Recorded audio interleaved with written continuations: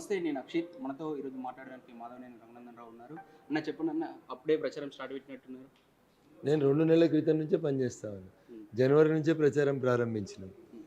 దుబ్బాక ఉప ఎన్నికైనప్పుడు ఎట్లాంటి స్ట్రాటజీస్ తోటి ముందుకు పోయినామో అట్లాంటి స్ట్రాటజీస్ తోటి ఇప్పుడు నరేంద్రుడి అండదండలతోటి ఈ ఎన్నికలకు గెలవబోతా ఉన్నాం. అంటే ఈ యొక్క గెలిసే బీజేపీ సీట్లలో మీ సీట్ కూడా ఉండబోతుందంటే మీరు ఏమంటారు? ఉండాలనే కోరుకుంటాం కదా. పోటీ చేసే ప్రతి అభ్యర్థి తాను గెలవాలనే కోరుకుంటారు.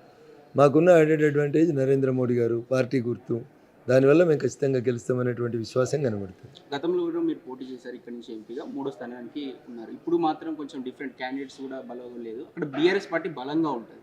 అయినప్పటికీ మీ గెలుపుకు ఎక్కువ ఛాన్సెస్ ఉండడానికి కారణం ఏంటి? బీఆర్ఎస్ బలంగా ఉందనేది ఉత్తమాట.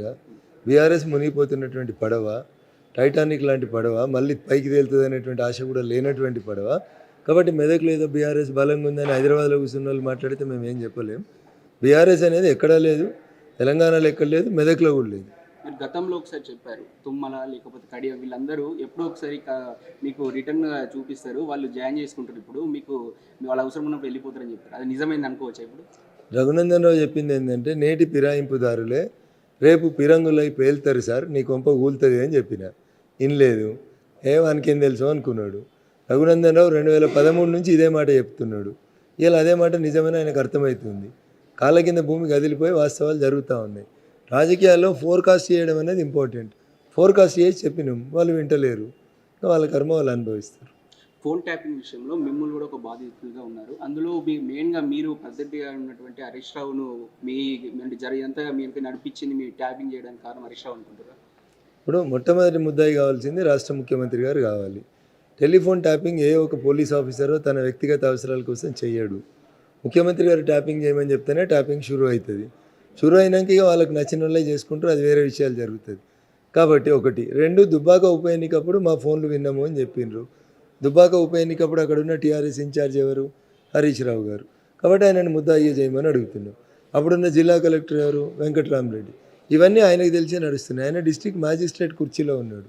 వీళ్ళంతా కలిసి చేస్తున్నారు కాబట్టి వీళ్ళని కంపల్సరీ ముద్దాయిలుగా చేయమని డిమాండ్ చేస్తారు.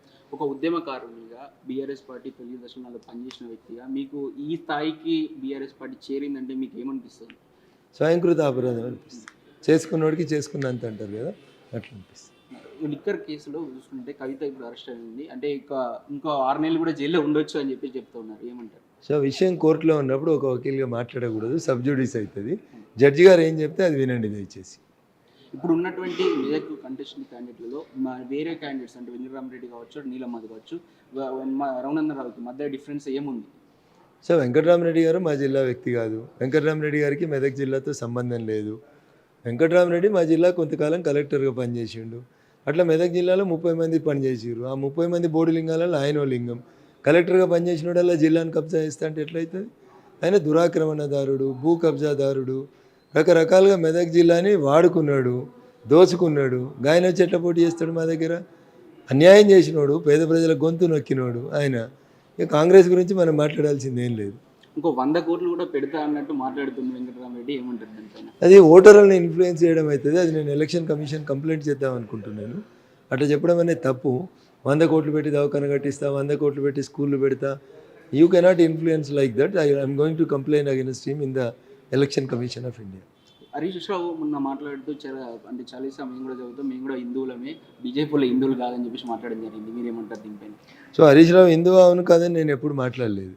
హిందువుల గురించి వకాల్తా పొడుచుమని మాట్లాడేటువంటి నైతిక హక్కు హరీష్ రావుకు లేదు. ఉంటే బైన్సాలో హిందువులు సకినాల పండుగ చేసుకున్నప్పుడు దాని మీద యూరిన్ పాస్ చేస్తే ఆ రోజు పోయి పరామర్శించాల్సింది ఉండే. ఆయన నిన్న మాట్లాడిన వరంగల్లో సత్యనారాయణ అనే పూజారిని హత్య చేసినటువంటి సందర్భంగా పోయి ఖండించాల్సింది ఉండే. అట్లా చెప్పాలంటే 100 ఉదాహరణలు ఉన్నాయి. వాళ్ళు ప్రభుత్వంలో ఉన్న 10 సంవత్సరాల్లో హిందువుల మీద జరిగిన దాడులలో ఏ రోజు నోరు తెరవని హరీష్ రావు ఇలా కొత్తగా హిందువుని అని చెప్పుకుంటే దయ్యాలు వేదాలు వాళ్ళు ఇచ్చినట్టు ఉన్నది. Thank you.